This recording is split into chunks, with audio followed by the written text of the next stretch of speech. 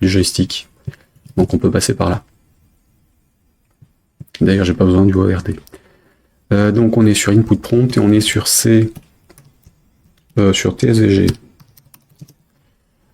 Machin, point. Alors j'ai dit haut et bas. Donc euro up. Virgule TSVG. Machin, point. Le D-pad vers le haut. Donc la flèche, enfin clavier, game controller, on a les trucs, hein. Clavier, game controller, éventuellement texte. Donc là j'ai le haut pour les deux.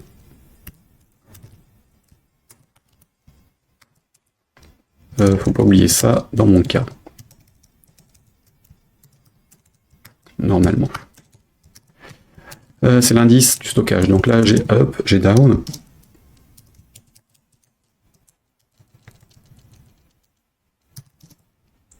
Voilà. Et je rajoute le texte. Move. Tout simplement.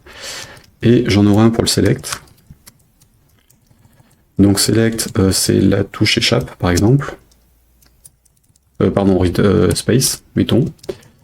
Et c'est le bouton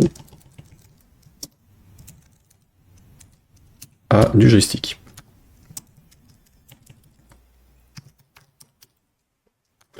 Et je vais rajouter la sortie, échappe.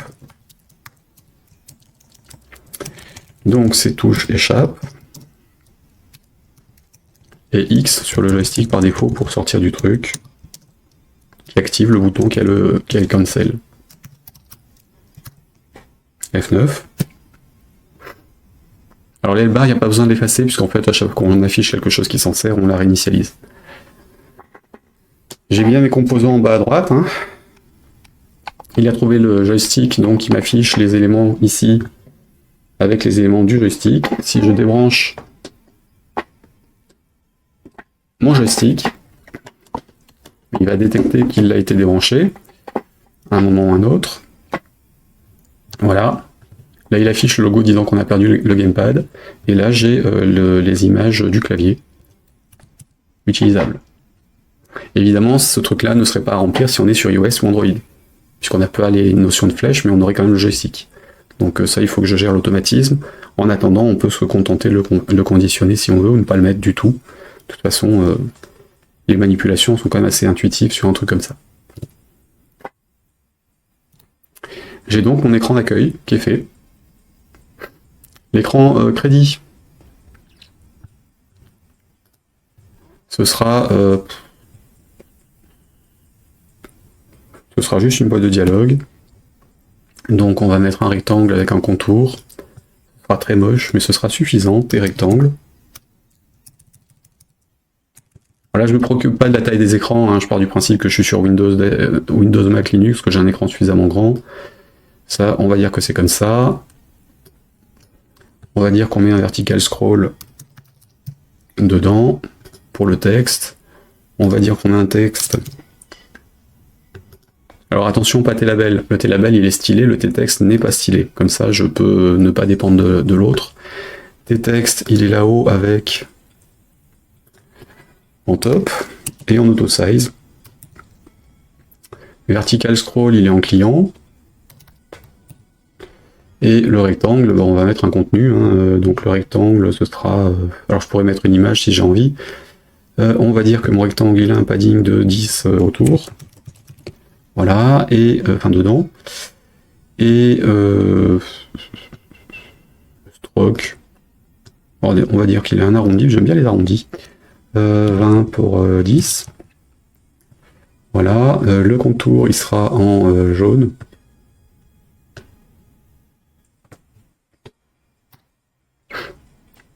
Ok, de 5 pixels. Le background du rectangle, c'est la propriété fil. On va dire qu'on va se mettre sur un écran style dark, donc plutôt dark gray.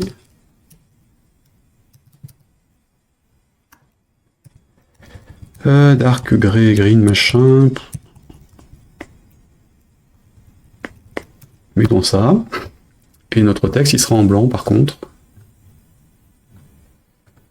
Text settings, text settings, il est là. Et donc on est en blanc. Ou azur, tiens.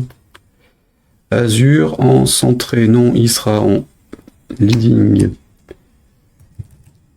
Et center vertical, on s'en fout. Le word wrap est actif, et donc la fonte, on va l'augmenter quand même un peu, parce que la fonte, on va mettre en bold. Et dans ce truc-là, j'ai rajouté un bouton pour sortir. Donc je vais rajouter un cadre, qui est un Egg Hunter bouton. Il sera en bottom. Voilà. Et c'est tout. Son kit. Son clic ici. Ce sera le basculement sur l'écran Home. Donc tscène.current. Prends tscène. Type. J'ai dit Home.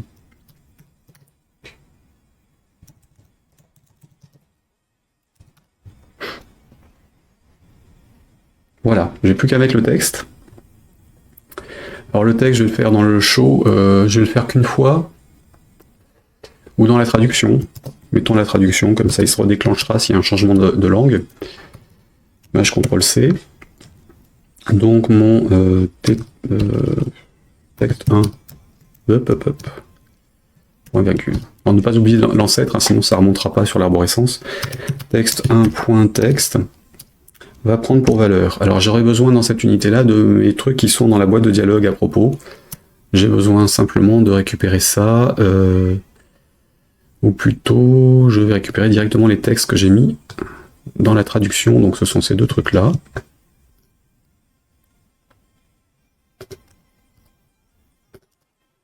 Et donc, CTRL espace texte, ou plutôt get text about licence, get text about description. Donc je prends la description dans la langue qui m'est passée. C'est tout, et je rajoute un souligne.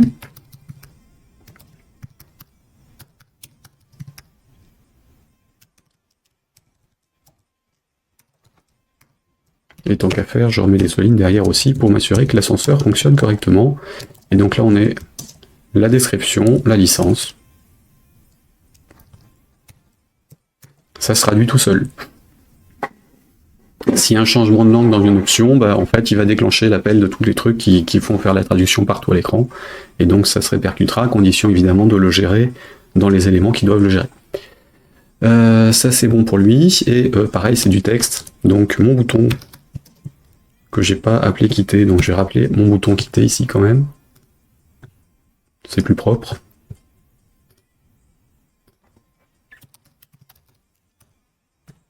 Je reviens dans la traduction, btnkit, .text. Il prend donc kit. Pareil, plutôt retour, back, home.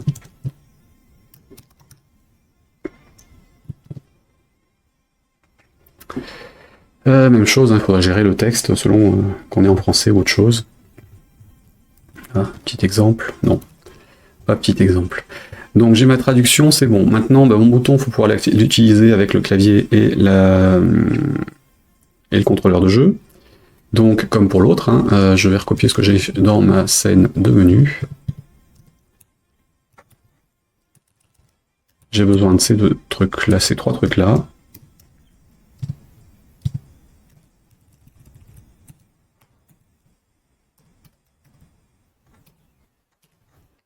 Voilà.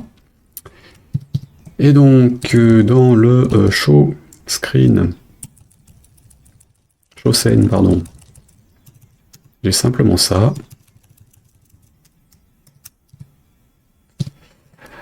Je reviens là-haut.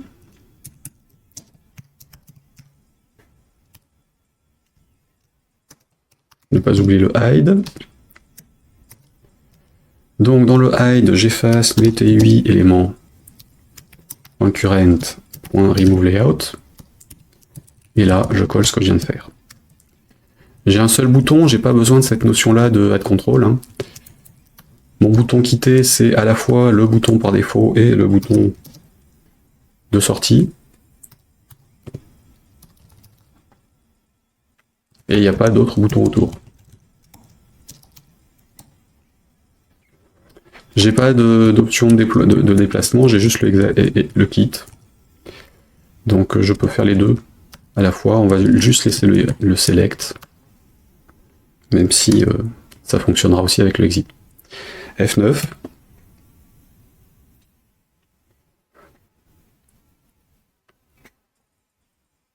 J'ai donc mon écran crédit qui est opérationnel. Alors il faut que je centre ce truc-là, évidemment.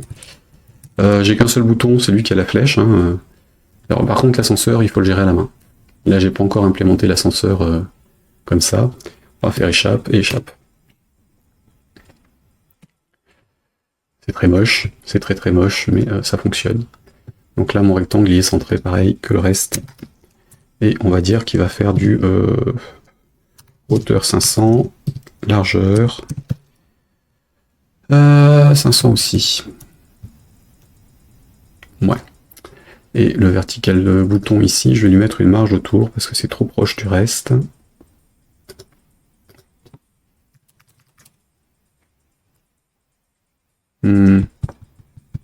Ouais. Le vertical scroll pareil.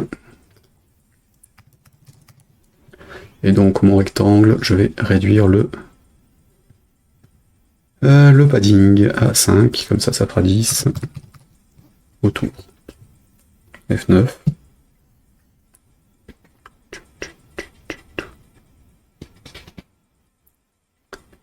Crédit. Voilà. Alors notez que comme ça s'est agrandi, le bouton il est un peu moche. Hein. Il n'est pas hyper top en termes d'image. Normalement sur celui-là c'est du bitmap, il ne doit pas dépasser les 320. Donc j'ai plutôt le centrer dans mon truc et le gérer proprement. Pareil, le texte il est trop petit, donc je vais doubler la taille du texte, juste pour que ce soit un peu plus visible à l'écran. Alors première chose, le texte. Je vais prendre la taille existante et je la double. Ça, je vais éviter de le faire dans le show scène à chaque fois que je l'affiche, je vais le faire qu'une seule fois. Donc j'ai plutôt surchargé le before show scène. Et dans ce cas, mon texte 1.text settings .font .size prend ça x2. Il sera fait qu'une fois.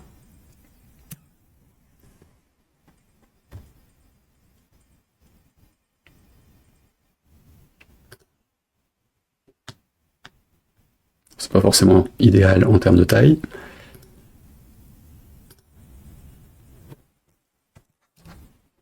Mettons 1.5. Et du coup, le 500 par 500, on va dire qu'on est sur du 1280, donc on va dire 700 en largeur. F9. Évidemment, si vous êtes sur smartphone, pensez à vérifier que vous ne dépassez pas sur les tailles. Voilà, donc j'ai du texte, il est lisible. Ça fonctionne. Il faudra juste que je rajoute une séparation entre les deux d'ailleurs. Là j'ai le descriptif qui attaque sur les licences. Quitter. Donc ça c'est bon. Et je disais le bouton. Alors le bouton il est trop large, clairement. Le côté je suis sur un bitmap et je l'étire, c'est pas une bonne chose. Donc plutôt que de laisser un bouton directement, je vais créer un layout en background. En bottom. Dans ce layout en bottom, je mets mon bouton quitter.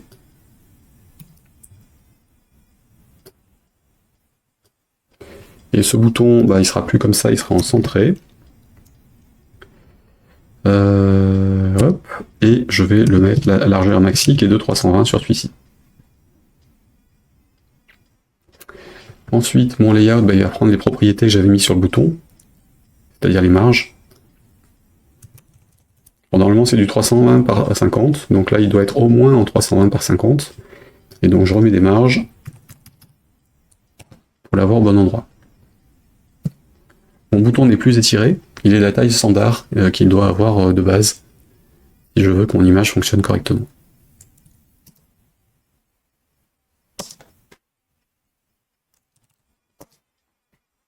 Voilà. Donc ça, c'est opérationnel au clavier, à la souris et au contrôleur de jeu. Sur Windows, Mac et iOS. Android, c'est pas encore pris en charge pour le contrôleur de jeu, mais ça fonctionnera du coup sur les Android TV et sur Linux, il faut que je fasse des tests. Donc j'ai mon écran de crédit qui est opérationnel. Reste l'écran du jeu et du Game Over. Donc le Game Over, je vais copier ce que j'ai fait sur les crédits. Tout simplement. D'ailleurs, ça arrive de temps en temps, c'est un peu agaçant.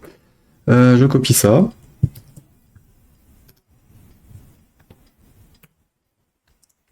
Alors, idéalement, ressortez plutôt l'IDE si vous avez des bugs de ce style, parce que ça peut avoir des effets de bord gênants. Voilà, et donc le code. Je vais reprendre le même. Hein.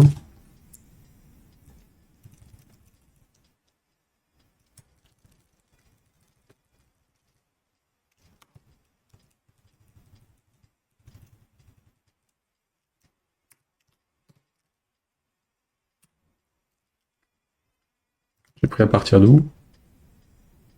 De là, ok. Public.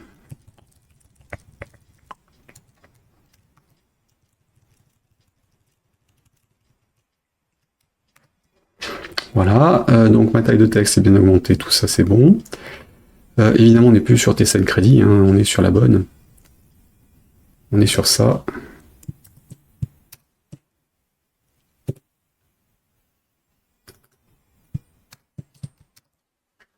Tout remplacer en global dans ce fichier-là, évidemment. Voilà.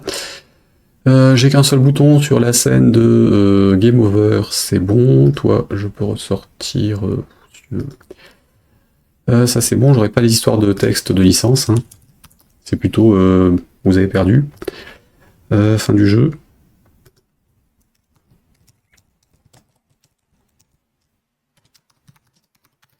Game Over, 2 sauts de ligne. Ensuite, Your Score.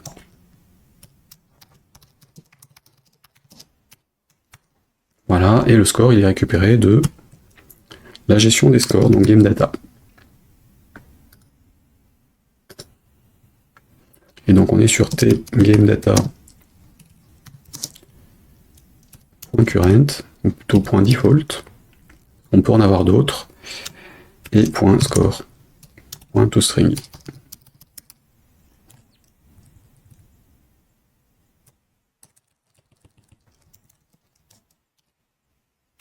Évidemment, je vais baisser un petit peu la taille de cet écran-là, hein, parce que pour ce que j'y mets, ça sert à rien qu'il soit aussi gigantesque. Voilà.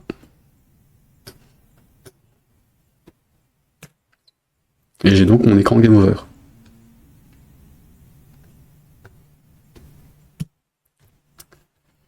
Alors, qu'est-ce que tu as? Bouton kit, oui. Je clique ici. Ouais. D'accord. Redéclarer, bouton clic.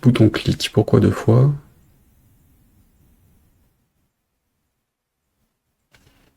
Oui, normal. C'est mon copier-coller qui a foutu le souk. CTRL D. Voilà. Donc, j'ai mon écran Game Over, F9.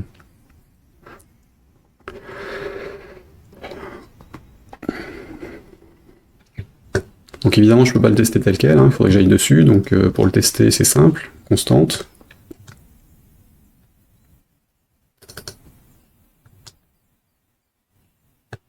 Je démarre sur Game Over.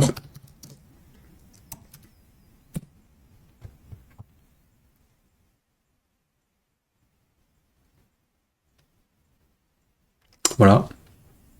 J'ai bien mon écran Game Over.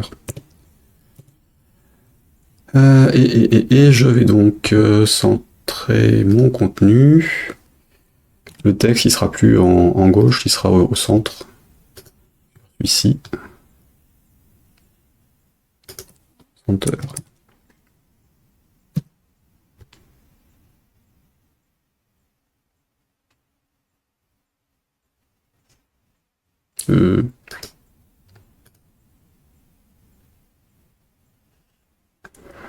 Alors, qu'est-ce que tu nous fais, toi? Il est bien center, center. Ouais, bon, ça merdouille sur le calcul de la largeur, mais un problème avec l'auto-size, en fait. Donc, j'ai plutôt le sortir de là.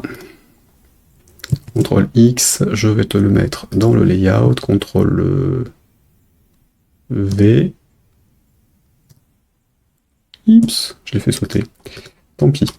Alors, j'enlève le scroll layout. Je vais mettre mon texte là-dessus directement. En centré. Il sera centré dans l'écran. Et il sera en auto-size, comme ça il se débrouillera tout seul. Et c'est pas dans ce layout-là, c'est dans le rectangle lui-même. C'est au-dessus, voilà. F9.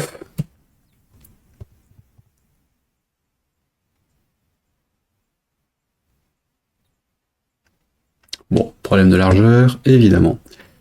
Hop, et la couleur aussi. Alors, couleur. Du texte, size, machin, font, on a dit quoi sur l'autre? Je sais plus ce que j'ai mis. Qu'est-ce que j'ai mis comme couleur sur l'autre? Dit. Il aime pas, hein? Il aime pas celui-là. Hop. Ça. Azur. Ok.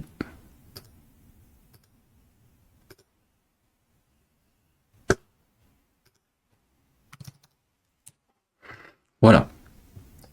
Et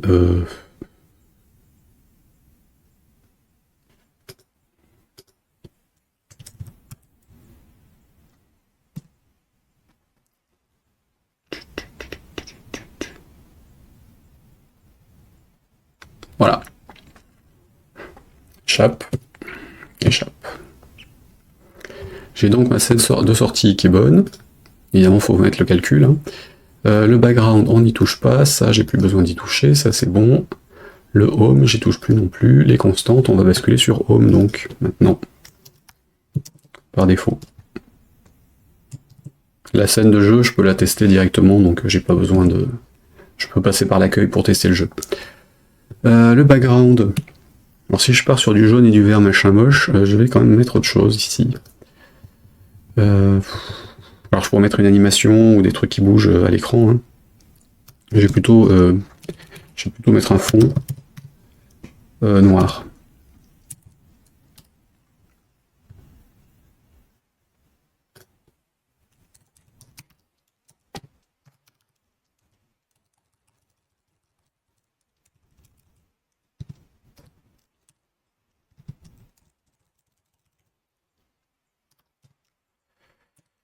Donc on a dit black, dark, grey. Non bah noir, hein. Faire un truc vraiment sombre.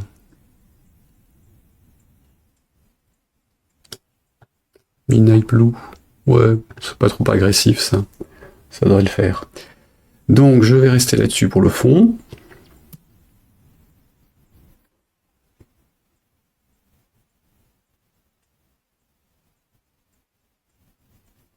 Ouais, ça ressort bien.